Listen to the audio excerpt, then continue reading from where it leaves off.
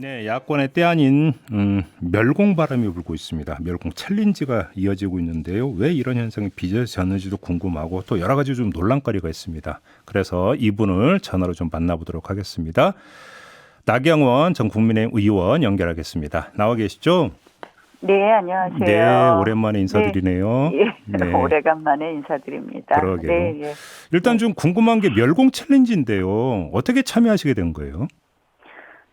저는 이제 얼마 전에 언론 보도를 보니까 네. 정용진 부회장이, 음, 멸공이라는 걸 이렇게 올렸다가 인스타그램에서 삭제를 했다 복구됐다는 네, 네, 네. 기사를 봤습니다. 예, 예. 인스타그램 측에서 시스템 오류다 이렇게 해명을 했지만 사실은 납득이 안 되더라고요. 왜냐하면 이제 인스타그램에 삭제할 수 있는 그런 가이드라인이 공공의 안전에 실질적인 피해나 또는 직접적 위험이 있을 경우에 삭제한다 했는데 이게 멸공이라는 것이 이거와 관련되지 않잖아요. 그래서 네, 네. 사실은 굉장히 어떻게 보면 SNS 기업들이 좀 편향적인 이념잣대를 들이대거나 또는 일종의 표현의 자유를 침해할 수 있는 이 편집권을 남용하는 거 아니냐 이러고 사실은 들여다봤어요. 그런데 이 보니까 2020년 구글 투명성 보고서를 보니까 우리 정부가 구글에 삭제 요청한 건수가 미국 정부나 일본 정부의 미국 정부에 비해서는 한 5배 이상 많고요. 그랬나요? 일본 예. 정부에 대해서는 50배가 많더라고요. 그래서 이게 지나치게 이제 정부가 늘 정부에게 부정적인 것은 삭제해달라고 하니까 이렇게 좀 SNS 기업 쪽에서 이게 알아서 그렇게 했거나 아니면 또는 편집자가 좀 자의적으로 한 거 아니냐. 결국 기본적으로 표현의 자유 부분을 지나치게 침해하는 부분이 있다 해서 그런 면에서 동참하게 되었습니다. 근데 이게 좀 이게 이심전심이었어요? 아니면 이야기가 좀 오갔던 거예요? 왜냐면 여러분이 한꺼번에 같이 해서 궁금해서 전혀 아닙니다. 후보께서 장 보신 데가 저희 지역에 있는 이마트입니다. 이마트 이수점. 예. 저희 사당 일동에 있거든요. 예. 그래서 저도 저녁에 그래서 정말 저는 정용진 부회장 기사를 보면서 정말 SNS 사의 이 영향력은 지금 굉장히 크잖아요. 사실 우리가 꼭 선거만을 이야기하는 것이 아니라 실질적으로 유튜브, 페이스북, 인스타 이런 SNS 기업들의 영향력이 굉장히 큰데 이 플랫폼 기업들이 어떠한 입장을 취하느냐가 굉장히 앞으로 우리 사회 전반에 영향을 미칠 수 있는데 이것이 자의적으로 운영되어서는 안 되겠다고 생각을 했고요. 그 이유를 좀 분석하다 보니까 또 우리 정부가 지나치게 그동안 SNS 기업에 대해서 삭제 요구를 하지 않았느냐. 그래서 사실 우리 유튜브 운영하는 분들 중에서 똑같은 방송 콘텐츠를 SNS에 올려도 노란 딱지, 소위 노딱이 많이 붙는다. 특히 이제 문재인 대통령을 언급만 해도 이렇게 된다 해서 상당히 그 당시에 항의도 많았었거든요. 그래서 그런 일맥에서 이 표현의 자유 부분에 대해서 좀 항의한 차원에서 동참하게 되었습니다. 의원님 같은 경우는 윤석열 후보가 올린 거 보고 이제 그러면 같이 동참하신 거네요?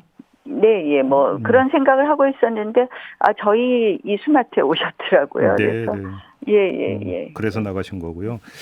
관련해서 하나만 더 질문 드릴게요. 이제 정용진 부회장이 이걸 6일에 처음 올릴 때, 중국 이야기가 나왔잖아요. 예를 들어서 시진핑 중국 주석 사진에 멸공 태그를 붙인 적기도 했고. 그건 그것까지 유의해서 아무튼 근데 지금 이 아니고요. 멸공 챌린지가 되면서 이게 북한은 둘째치고라도 지금 중국과의 관계도 좀 고려가 돼야 되는 거 아니냐는 지적은 어떻게 받아들이세요? 글쎄 저는 이제 이걸 갖고 또 색깔론이다 막 이렇게 하고 어제 민주당에서 정말 난리가 났더라고요. 소상공인은 어떻게 되느냐. 저는 사실 이런 것이 이렇게 논란을 민주당이 과하게 반응하는 것이 정말 좀 지나치다 이런 생각이 들더라고요. 그래요? 이걸 민주당에서 이렇게 공산주의 이야기만 나오면 이렇게 예민하게 하는 것이 오히려 지나치다라고 생각을 그래요. 합니다. 우리는 그러면 뭐 자유민주주의 국가고요.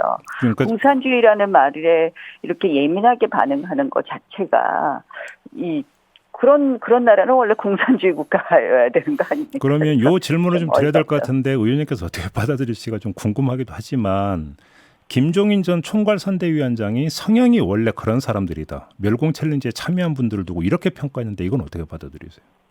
글쎄요, 뭐 김종인 위원장이 무슨 생각으로 그렇게 말씀하셨는지 모르지만 저는 뭐 제가 앞뒤 맥락을 몰라서 뭐라고 말씀은 못 드리겠습니다. 알겠습니다. 아무튼 예, 그럼 지나치게 이렇게 8일에 확대하는 것에 대해서는 좀 참 저도 당황스럽고요. 알겠습니다. 또 뭐 심지어 뭐 여수 멸치 갖고는 뭐라 하시는 분들이 있으시더라고요. 제가 너무 참 깜짝 놀란 게 저는 사실 저희 돌아가신 어머님이 여수에서 초등학교, 중학교를 졸업하셨어요. 그래서 네. 여수에 대한 또 약간 그리움 같은 게 있고 그런데 뭐 진열되어 있는데 확 눈에 띄기도 하고 그래서 알겠습니다. 무심코 집었는데 이걸 너무 지나치게 확대 해석하는 게 오히려 지금 민주당이 정말 이게 뭐 이상한 쪽으로 자꾸 이 논의를 몰고 가는 건 아닌가 이런 그럼 생각이. 8일에 올리신 게 끝인 거죠? 더 안 올리시는 거죠? 아니 뭐 그걸 2번, 3번씩 올리겠어요. 알겠습니다. 사실 그리고 이 기회에 저는 네. SNS 기업, 플랫폼 기업들의 이런 편집권이 자의적으로 운영돼서는 안 된다. 네, 그것이 일종의 이 표현의 자유를 과도하게 침해해서는 안 된다고 생각하고요. 정부에서도 제가 아까 지적한 부분, 뭐 우리나라는 사실 지금 방심위를 통해서 네. 정보통신망법 위반으로 하루에 1000건 이상 댓글을 삭제하는데요. 그것도 약간 이 정부의 좀 반정부적인, 좀 정배 비판적인 이런 부분에 대해서 예민하게 반응하는 부분이 있다는 지적이 많이 있습니다. 이런 부분을 좀 다시 한번 좀 저희가 살펴보는 그런 기회가 되었으면 좋겠습니다. 알겠습니다. 좀 다른 문제로 넘어갈게요. 네, 예. 지난주에 노영민 전 청와대 비서실장이 박근혜 석방을 자유한국당 지도부가 반대했다라는 이제 발언이 좀 논란이 됐었는데요. 네. 그 의원님 같은 경우도 이거에 대해서 입장을 낸 걸로 알고 있는데 전혀 사실 무근이라는 말씀이신가요? 네, 그렇습니다. 저는 노영민 실장이 무슨 맥락으로 그 말씀하셨는지 잘 모르겠고요. 저희가 뭐 석방을 하겠다 이런 말씀을 전해 들은 바도 없습니다. 그래서 뭐 그런 말씀을 하셨다는 것에 대해서 제가 이제 이미 입장을 냈지만 본인이 명백히 그럼 뭐 누구한테 그렇게 얘기를 들었는지 언제 어떻게 석방 논의를 했는지에 대해서 말씀을 하셔야 될 것 같습니다. 근데 여기서 이제 그 노영민 전 실장이 지도부라고 표현을 했기 때문에 꼭 네, 예. 그 의원님이 아니더라도 당시 당을 이끌었던 여러 명이 있기 때문에 그 다른 분일 수도 있을 거 아니겠습니까? 가능성으로는? 글쎄 우리가 사실 저희는 뭐 계속해서 사실 석방이나 사면을 뭐 밖으로야 문재인 대통령이 결단할 이야기다. 네. 우리가 더 이상 구걸하지 않겠다 이런 표현을 쓰긴 했지만 사실 뭐 직간접적으로 또 우리가 뭐 청와대 관계자분들을 만날 때마다 이 부분에 대해서는 뭐 사실 요구를 해온 거 아니겠습니까? 예. 뭐 제가 얼마 전에도 사실 지금 청와대 관계자분들을 좀 만나뵐 기회가 있었는데요. 예. 그 자리에서도 사실 이명박 대통령, 뭐 박근혜 대통령 사면 요구를 하는 분들만 많다 이런 표현을 하시길래 두 분을 같이 사면해 주셔야 되는 거 아니냐라는 말씀을 드리기도 했었는데요. 그래서 우리가 그냥 상식적으로 잘 납득이 안 되는 부분입니다. 네. 그래요. 네. 그러니까 하여간 그럼 지금 의원님 말씀 중에 최소한 나는 아니다 이런 말씀으로 이해를 하면 되는 거겠죠? 뭐 저희 당의 공식 입장은 그 당시에 황교안 대표께서 말씀하신 것처럼 석방을 요구하는 사면을 요구하는 입장이었기 때문에 다르지 않다라는 말씀을 드립니다. 알겠습니다. 이 점은 어떻게 보세요? 지금 윤석열 후보가 여성가족부 폐지 7자를 SNS에 올렸는데 이 그 주장 내지 공약을 어떻게 평가하십니까? 글쎄 저 개인적으로는 여성가족부 정치권부가 아직도 존재할 이유가 좀 있지 않느냐 이런 생각을 하고 있습니다. 예. 근데 이제 이 여성가족 폐지 문제가 너무 젠더 갈등 이슈로 이끌고 가고 있는 것이 그러니까 정치권 내부에서 이제 윤석열 후보는 여러 가지 의미에서 뭐 어떻게 보면 이 더 좀 다른 방식, 다른 임무나 이런 것을 포괄하는 방식의 부처가 필요하다고 생각을 했을 것이고, 예. 어쨌든 지금 정확하게 뭐 입장을 내놓으시지는 않으셨어요. 그런데 이걸 또 이제 정의당이나 이런 쪽에서 뭐 엔티팸이다 뭐 이런 쪽으로 가는데요. 저는 어쨌든 이것이 정치권 스스로 논의를 하면서 젠더 갈등 이슈로 가서는 안 된다라고 생각을 합니다. 왜냐하면 여성가족부 폐지 문제는 이번에 처음 나온 것이 아니라 이명박 정부 시절에 정부 개편안 논의가 되면서 그때 처음 여성가족 폐지 문제가 논의가 되었었고요. 네. 그 이후에도 여러 차례 논의가 된 것으로 기억하고 있습니다. 알겠습니다. 그거는 이제 여성가족부가 뭐 여성 권익의 신장이라든지 여러 가지 목적을 가지고 설립되었지만 실질적으로 정책의 집행의 효율성 문제라든지 집행 능력의 문제에 있어서 정부 부처 개편 때마다 오히려 이 네네. 다른 부처에서 흡수하는 것이 맞지 않느냐 이런 논의였거든요. 그래서 이렇게 좀 건설적인 논의로 가는 것이 맞지 않겠느냐라고 생각합니다. 마지막으로 대장동 그 수사는 어떻게 평가하세요? 대장동 수사는 정말 이 정부가 뭐 검찰을 완전히 장악했다 이렇게 보여주는 거라고 생각을 합니다. 실질적으로. 예. 왜냐하면 이제 정진상 부실장 지금 소환 문제가 논의되던데요. 네.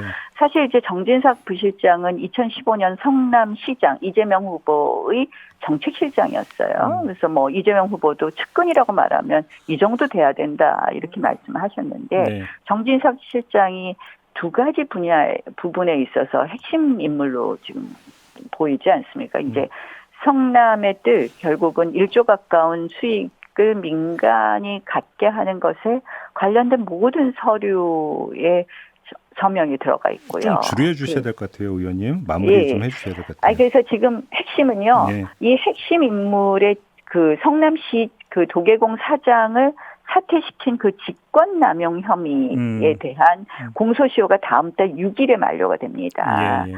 이 관련된 그 녹취록을 보면은 정진상 부실장이 관련되었다는 거거든요. 그 자살한 유한기 알겠습니다. 씨가 성남 도계공 사장을 찾아가서 한 것을 보면 그렇거든요. 그래서 이거 검찰이 더 이상 소환 조사 안 하는 건 직무유기다. 선거 개입이다. 이렇게 알겠습니다. 봅니다. 이렇게 마무리를 해야 되겠네요. 고맙습니다, 의원님. 네, 고맙습니다. 네, 국민의힘 나경원 전 의원과 함께했습니다.